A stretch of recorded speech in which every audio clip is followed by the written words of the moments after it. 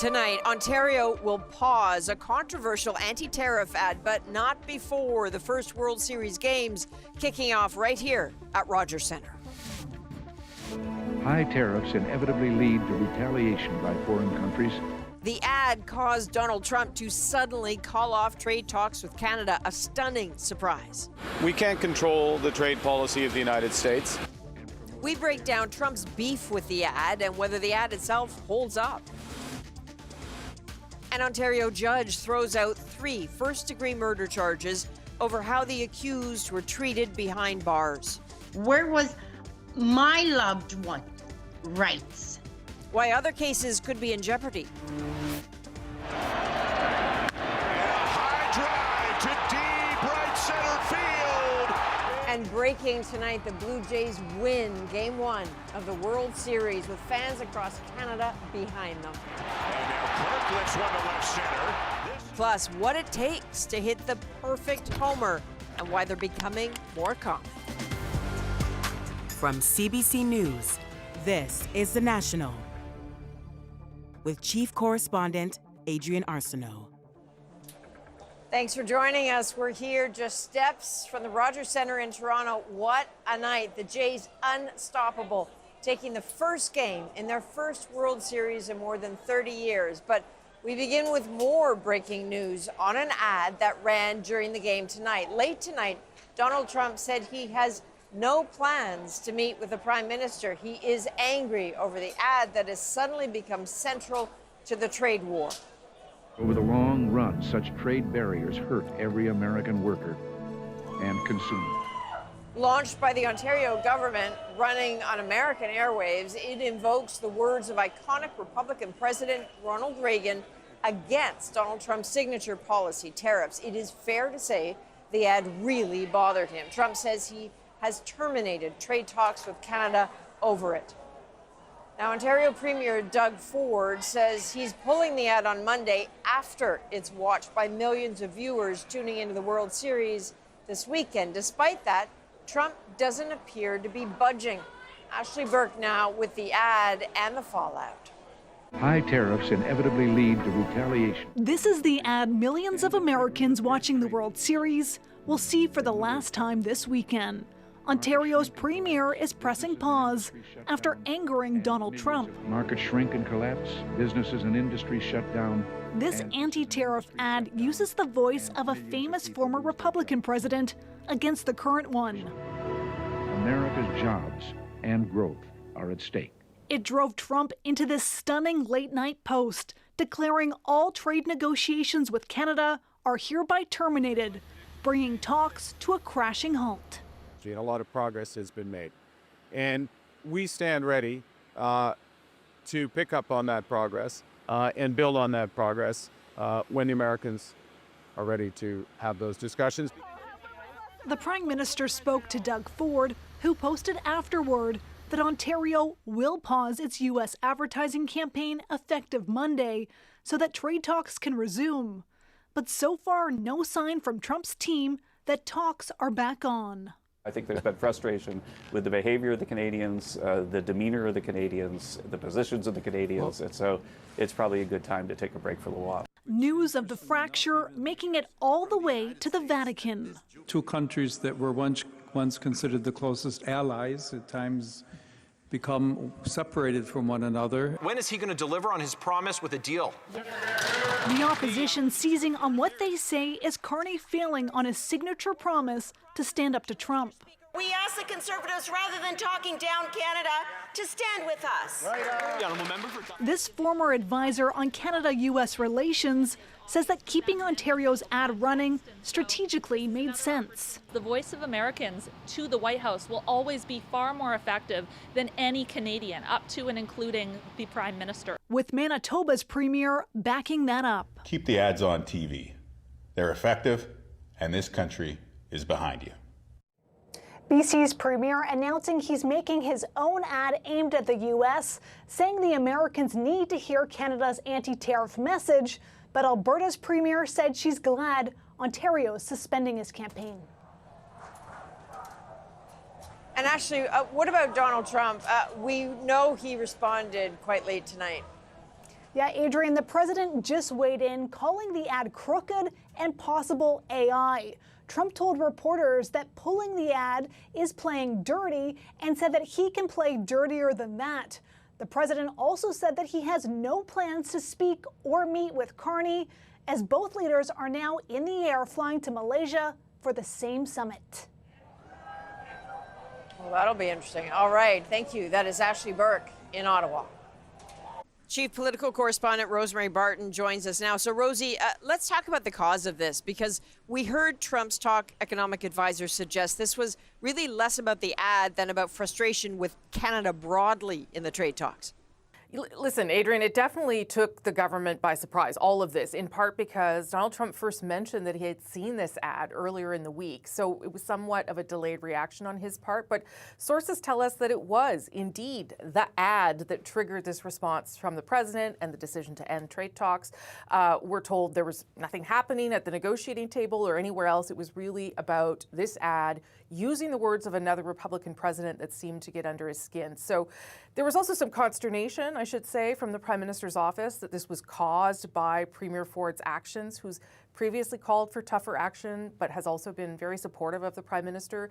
It was kind of considered an own goal, if you will, at a time when negotiations had been progressing on steel and aluminum. In fact, the Prime Minister just last week was asked if it was time to hit back and said very specifically, now was the time to talk.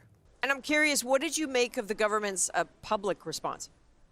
The Prime Minister really focused on the process when he responded as opposed to what happened. In fact, he didn't even say Donald Trump's name. He also mentioned the budget, this trip to Asia, as being part of the country's response to what is happening with the United States. The political challenge, though, here, Adrian, is that even though the Prime Minister may not have caused this, he has also yet to show he can get results from the president.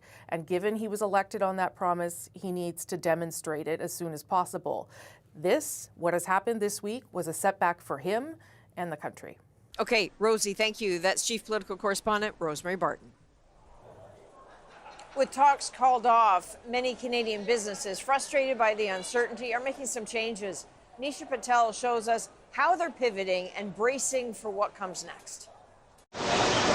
Canadian auto parts makers are desperate for a trade deal, but they want to be careful not to give up too much to the U.S. We're learning that accommodating this president every time he has a quick reaction isn't necessarily bearing fruit. At the same time, we shouldn't provoke him. Negotiations with Donald Trump have been like a roller coaster. So even though he abruptly ended trade talks, business leaders are ready to ride it out. 2 weeks ago on a Friday, he said, you know what, forget China. They got 100% tariffs on everything. I'm really mad. And then by Sunday night, he wasn't mad anymore, and he backed down. 25% tariffs have hit the sector hard, crushed by layoffs and production cuts.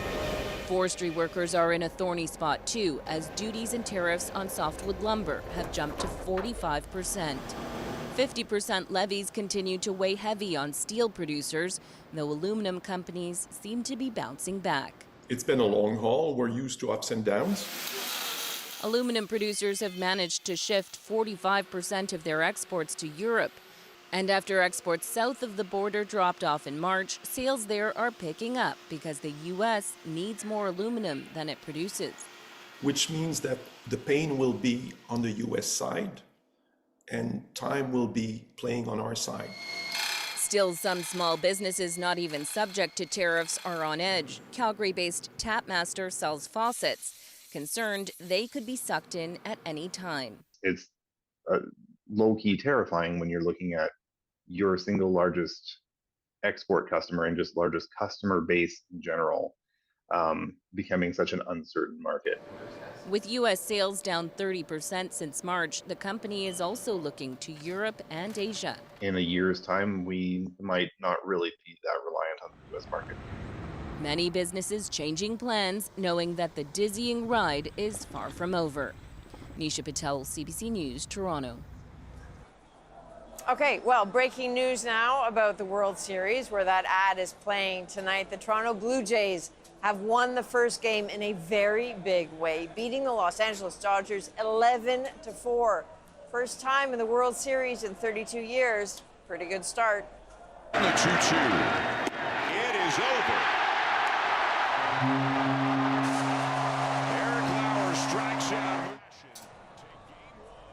Many consider the Jays the underdogs in this series, and they came to win tonight, showing they are a force to be reckoned with, absolutely dominating the Dodgers.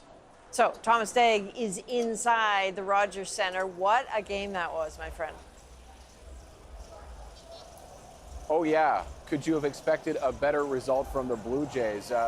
This is what they've been doing all season, putting the ball in play multiple ways. 3 homers tonight from the Jays didn't hurt as well in making a big statement tonight against the defending World Series champions. Go big or go home. Looking to put luck on their side, Cito Gaston. the Blue Jays called on Cito Gaston to kick off the festivities. The manager who won it all with Toronto twice, returning 32 years later.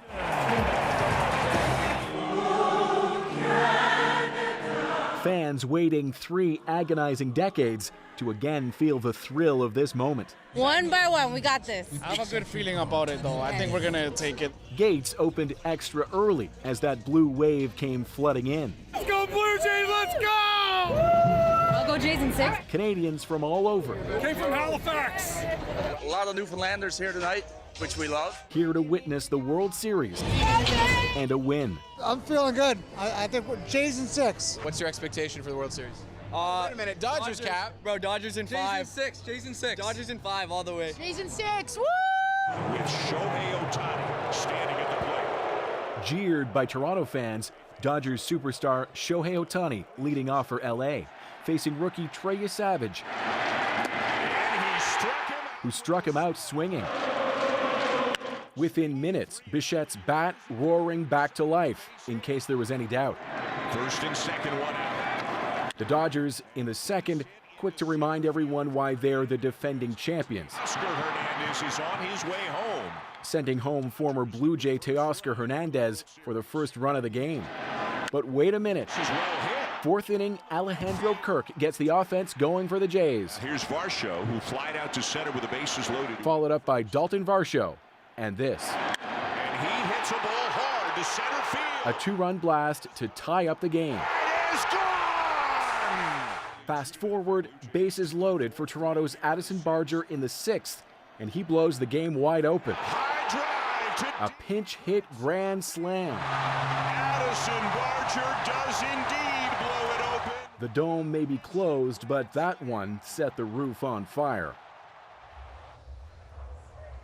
And Alejandro Kirk for the Blue Jays following up with his own 2-run shot here at Rogers Center. 11-4. Once again, the final for the Blue Jays. An extraordinary result for a team that finished last place in their own division last season and fought all the way to the top of the American League standings this season and now are up 1-0 against the defending champion LA Dodgers. A couple notes about Dodgers superstar Shohei Ohtani. First of all, he hit a 2-run home run, so the Jays were not able to neutralize him entirely here, but that didn't matter in the final result. I asked Ohtani about facing the Jays and what challenge that would be when he spoke to reporters yesterday, and he said that the biggest challenge is that the Jays are coming into this with more momentum than the Dodgers, and indeed looking ahead to Saturday night, Game 2, the Jays have all the momentum in the world now, Adrian.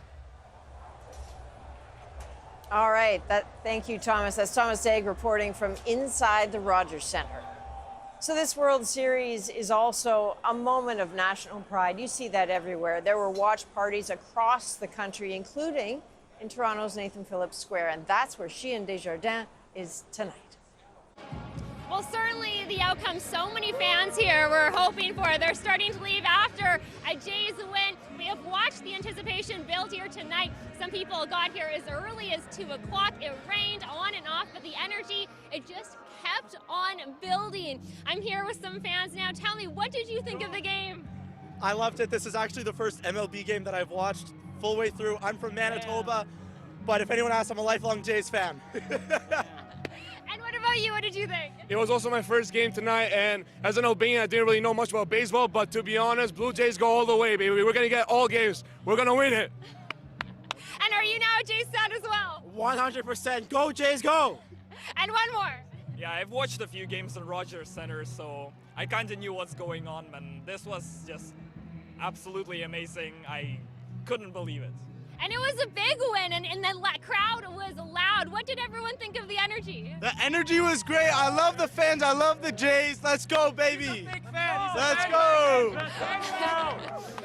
Of course, there's still a lot of baseball left to play. So I think everyone is waiting to see what's going to happen tomorrow with Game 2. As for fans here today, what is everyone hoping for? We just hope we win. That's the only thing we're hoping for tonight. A message for the Jays? Let's go, Jays. You got this. Keep going. Keep playing hard. We believe in you. There you have it. We'll have to see what happens. All right, that is Sheehan Desjardins. Thank you. Now, the Jays' big October run started with a pretty bold move in the spring, a $500 million deal for slugger Vladimir Guerrero Jr. And as Anis Haydari shows us, it is already paying off for the club's owner, Rogers. The Toronto Blue Jays want fans to keep spending money after team owner Rogers signed a 14-year mega deal with Vladimir Guerrero Jr. in the spring. So is one player worth $500 million US? Well, so that's the question, right? Obviously, if you make it all the way to the World Series and it's that one big signing like Vlad that makes it there, it probably is. We can break down the numbers and it probably works out. In an earnings call this week, Rogers didn't name drop any expensive stars, but executives did say the Jays drove big increases for media and sports, with revenue up 26%. Over at Rogers Wireless, only up 1%. Economists speculate Rogers may at least have this year's share of the deal covered. In terms of just this year, just the ticket sales get you a full payment of this player's salary. So that's pretty good. And of course, that's just part of the money, right? There are many parts to this money. Rogers owns the stadium. It makes money from food and merchandise. Rogers also owns the network airing the games, Sportsnet, which you usually buy from a cable company, like Rogers. You need a marquee player. It's like if you go into a car showroom. Sports economists say, just like other businesses, high-end products grab attention. Maybe they lose money on him, but they make money on all their other operations because of him. Vladimir Guerrero Jr. Those fans watching the games are just fine with that. It's my team, so I don't care if they just bought their way in. Sounds good. It's my money anyway, right? Like we're all paying for the tickets and the beer and the hot dog as long as your forearm. The Blue Jays aren't the only big spenders. Series rivals, the LA Dodgers, are spending $700 million on Shohei Ohtani and have the highest average attendance this year. Anis Haydari, CBC News, Calgary. Ever wonder what it feels like to win a World Series? It's a pinch me moment for my entire career. I mean, I was ready for it. The runners go on the 3-2 to Winfield. I speak with Dave Winfield about his 1992 victory and what it will take for the Jays to do it again. And what did Ronald Reagan really say in the ad that angered Trump and stalled those trade talks? Over the long run, such trade barriers hurt every American worker and consumer. We dig into the speech that sparked it all. And 3 men accused of murder will not face trial after the abuse they endured at an Ontario jail. That story in 2.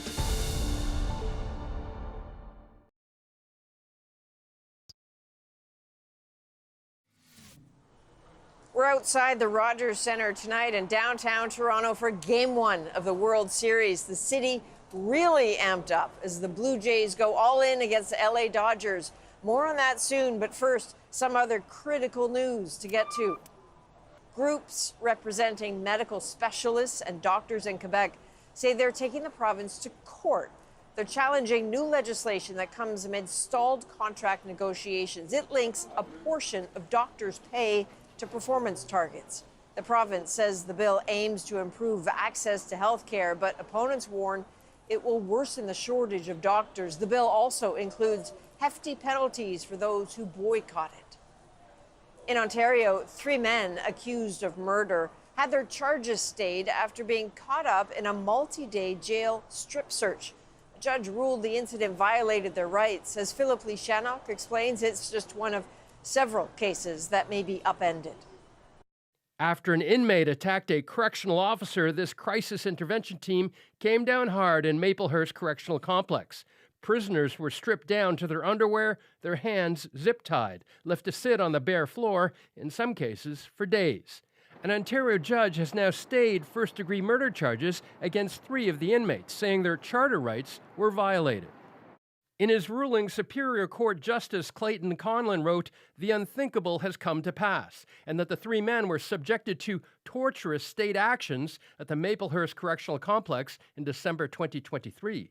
And they were undertaken for one reason and one reason only. It was done for vengeance. It was done for retribution. Joseph Richard Whitlock, Kulveer Singh Bhatia, and Karnveer Sandhu are accused of the execution-style killing of Armin Dillon and the attempted murder of a woman in Oakville, Ontario. They were scheduled to face trial next year. If you want charges like this to see their day in court and not be thrown out because of state misconduct, then take it up with the state and try and change the state's actions and hold them accountable. Connie Virgioni is worried the man who killed her daughter could be freed sooner. Where was my loved one rights? Linval Ritchie pleaded guilty to the second-degree murder of his ex-girlfriend Vanessa Virgioni and was sentenced to life without parole for 18 years. But his mistreatment at Maplehurst could have him out on parole early. So now I have to live not only with the grief and the loss of my daughter, but now you're adding fear into my everyday life. On top of stayed cases and reduced sentences, the Ontario government is facing at least 5 lawsuits from former prisoners and a class action lawsuit seeking $30 million in damages. The province isn't commenting, saying the matter is before the courts. Philip Lishanok, CBC News, Toronto. The facts behind that Ontario ad that frustrated Donald Trump into pausing trade talks. America's jobs and growth are at stake. So was it misleading or true to Ronald Reagan's message?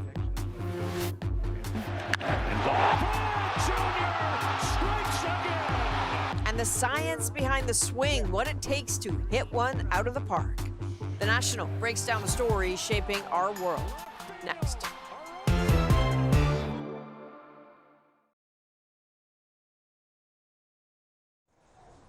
Ukraine's President Volodymyr Zelenskyy met in London with a coalition of the willing.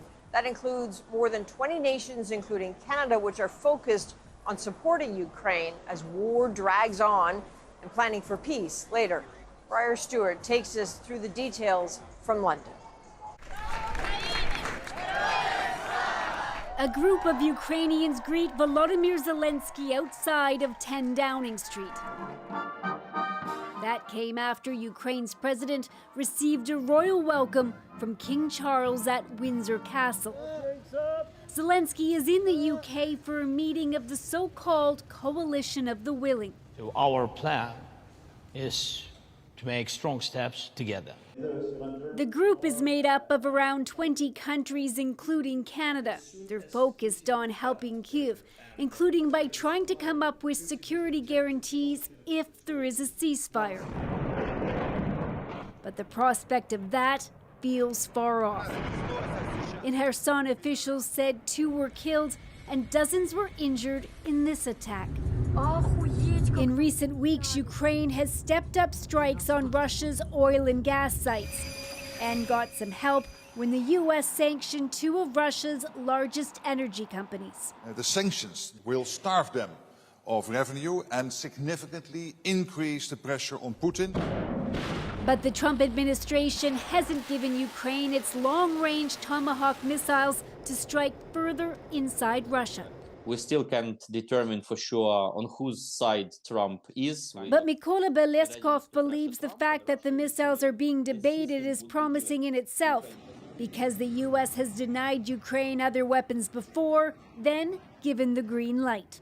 If people want Ukraine to survive and deny Russia an outright victory, it's a kind of a must-have technologies. Washington is still reviewing whether to send Tomahawks to Ukraine.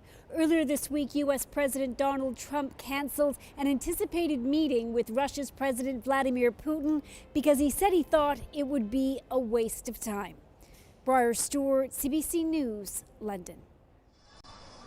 Now it's time to dig deeper into the stories shaping our world. Trump ends U.S.-Canada trade talks, citing Ontario's anti-tariff ad that features Ronald Reagan. America's jobs and growth are at stake. Trump calls it fake, so we'll look at the facts. But first,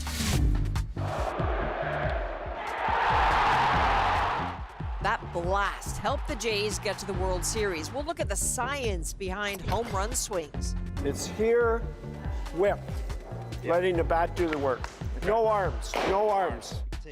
Plus, we asked fans if they could take anyone to the World Series, who would it be? One guy who's been there himself, in fact, right here in this city, in that stadium, is former Blue Jay Dave Winfield, part of the 1992 World Series winning team. I had a chance to talk with him earlier today. I wonder what you think when you look at that place. Oh, I have good feelings. I have good feelings whether the dome was open or closed. We always had excitement, enthusiasm, and we won a lot. It's kind of amazing, right? 33 years ago today, it was your hit that, effectively secured that World Series for the Blue Jays. The runners go on the 3-2 to Winfield. Down the line, a base hit. Into the left field corner. White has scored. Alomar comes around. The ball gets away from Gant. It's a 2-run double for Dave Winfield.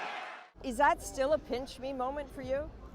Oh, wow. I didn't know that it was kind of an anniversary of that. But yeah, it's a pinch me moment for my entire career. I mean, I was ready for it. I was ready for it. Told all my friends and family, don't call me. Don't ask me for anything. I'm not responding. I'm focused. You're on your own. And I'm busy. yeah, exactly. Exactly. You did something pretty cool back then. You made it very clear that you wanted it to be noisy. Winfield wanted noise. Dave, I think it would blow your mind to hear what it's like inside there right now. Like it is crazy. The 1-0 pitch. High fly ball. Left field. Arozarena watches it go.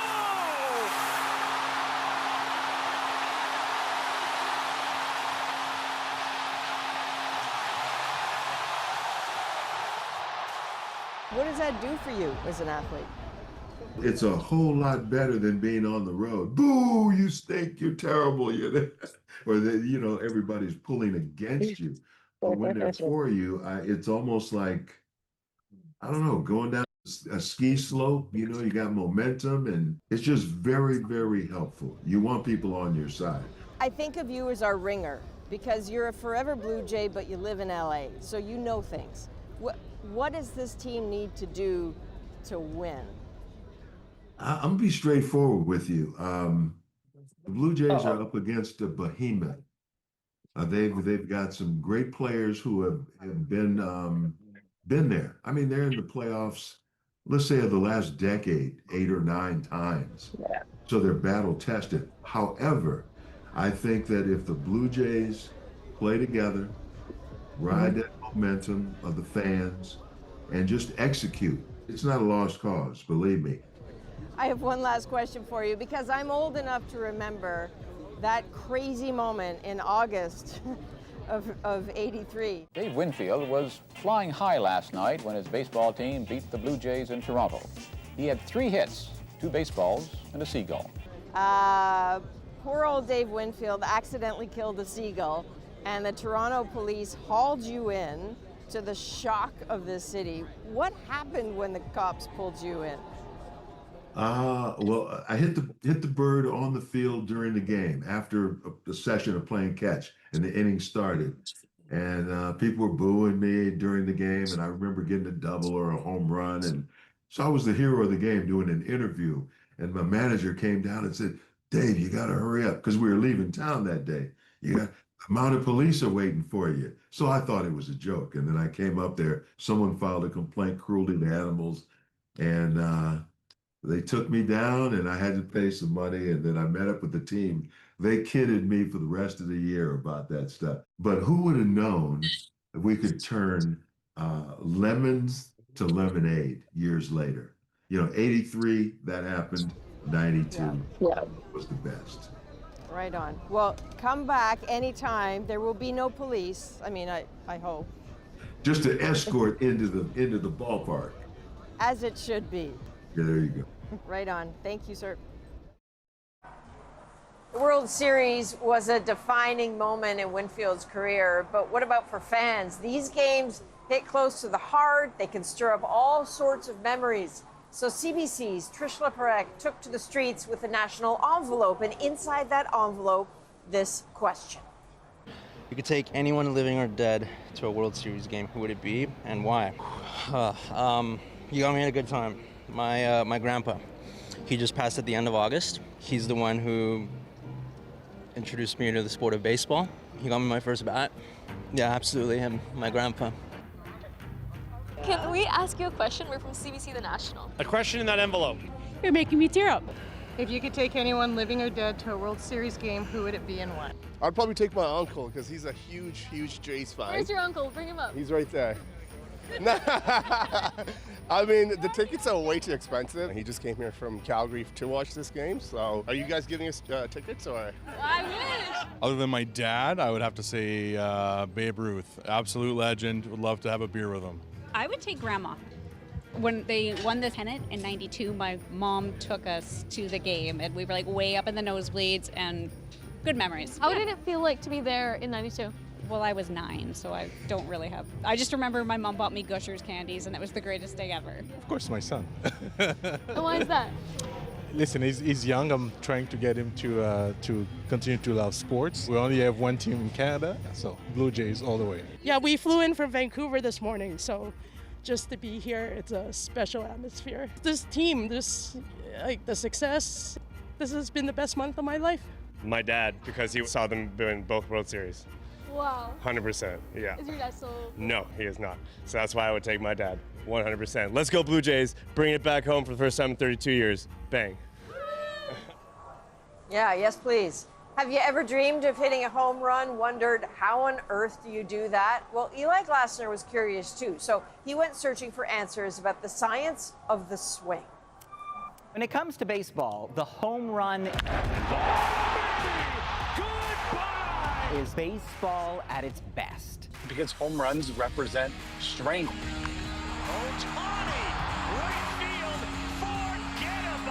They represent power.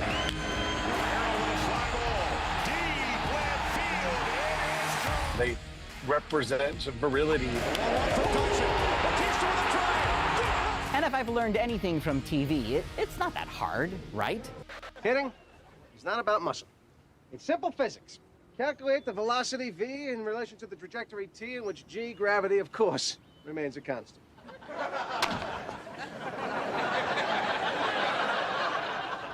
It's not complicated. All right, it might be a little hard and actually quite rare. It used to be 1 out of every 70 pitches in the major leagues was a homer. And now, even as pitches get faster, the number of home runs this ball hammered high in deep right field are increasing. So what is happening, and how hard is it to hit a home run? Jared Diamond wrote the book on the home run revolution. Home runs are truly critical to winning games, Especially in a championship series.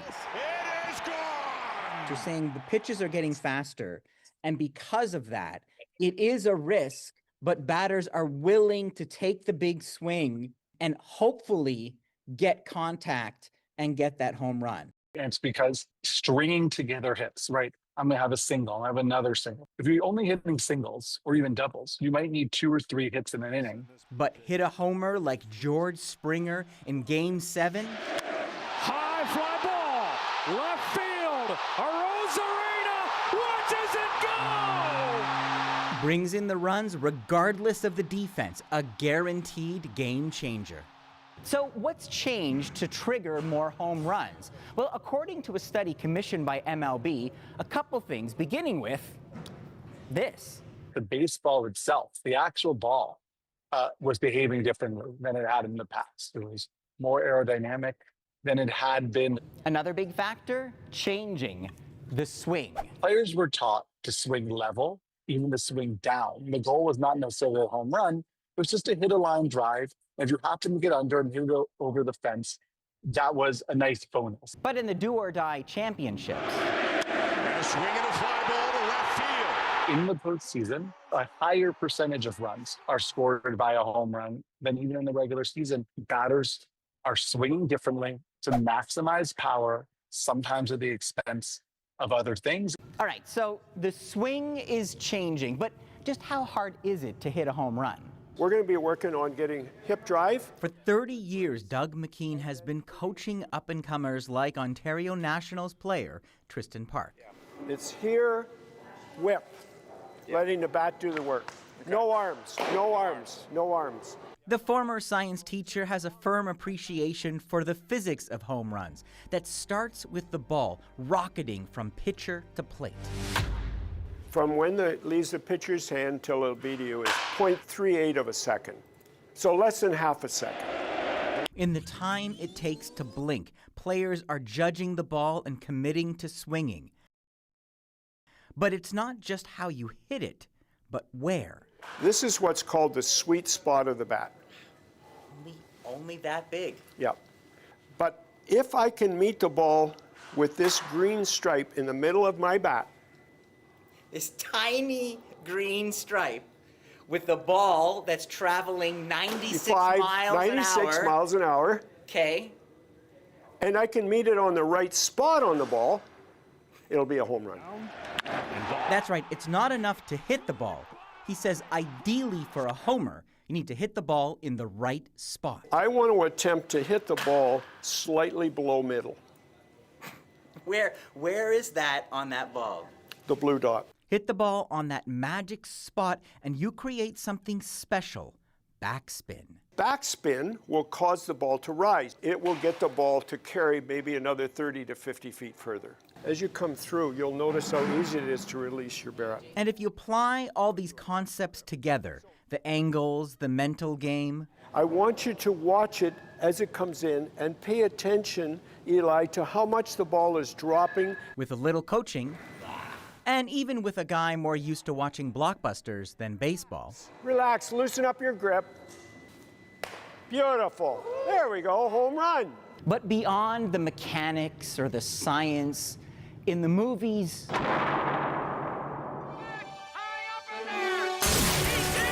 or real life. Now the 2-2.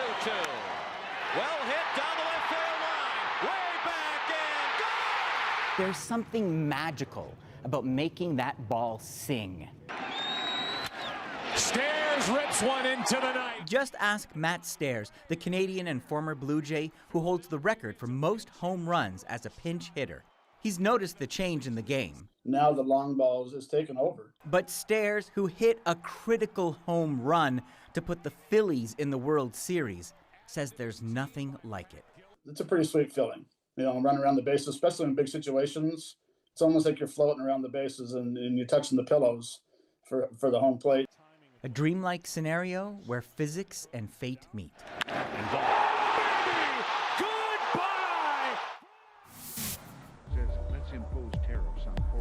Expressing anger at an Ontario anti-tariff ad campaign, Donald Trump says trade talks with Canada are over. We can't control the trade policy of the United States. How Canada responded and what happens now. Next.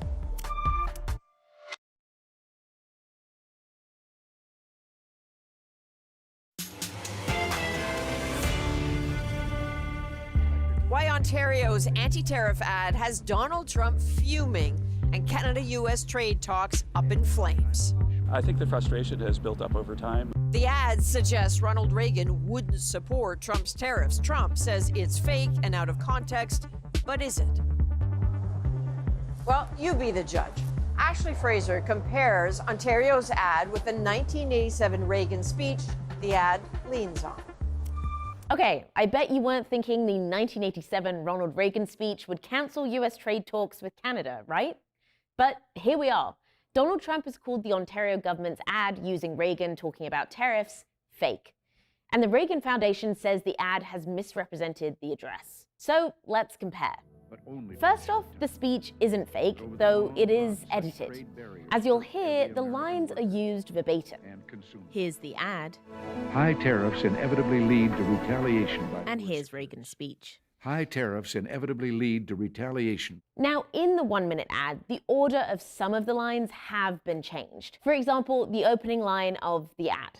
When someone says, let's impose tariffs on foreign imports. It's said about 2.5 minutes into Reagan's speech. When someone says, let's impose tariffs. The following line in the ad. But over the long run, such trade barriers hurt every American worker and consumer. Was said more than a minute before in the speech. But are his words misrepresented in the ad as the Reagan Foundation claims? Absolutely not. I think they're really just positioning themselves to avoid the wrath of the president. That's Douglas Irwin, professor of economics from Dartmouth College and expert on U.S. trade history. The ads does not misrepresent his views. He was very much in favor of free trade. This 1987 speech was made when the Republican president had just imposed 100% tariffs on some Japanese electronics over what Reagan said was clear evidence that Japanese companies were engaging in unfair trade practices. But Reagan made it clear in this address that he wasn't into tariffs. He didn't want to do that, but it was sort of forced under the circumstances of the time. But once the U.S. economy began to recover, he vetoed protectionist legislation coming from Congress.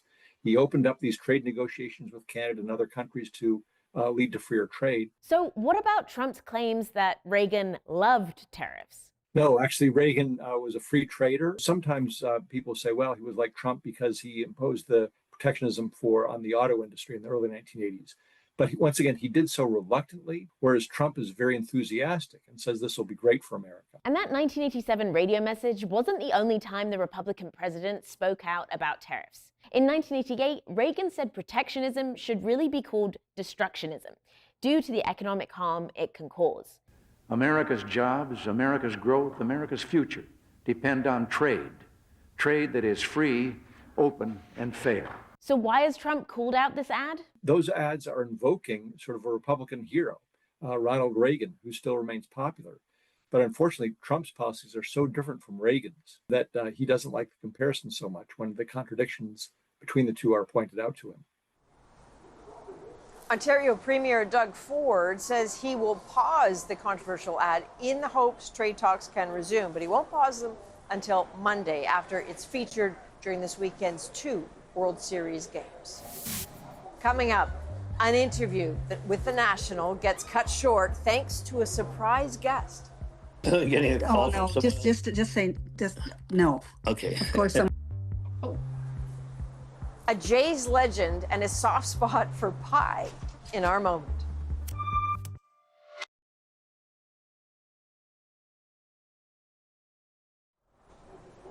Tonight's moment comes with a surprise World Series twist of sorts.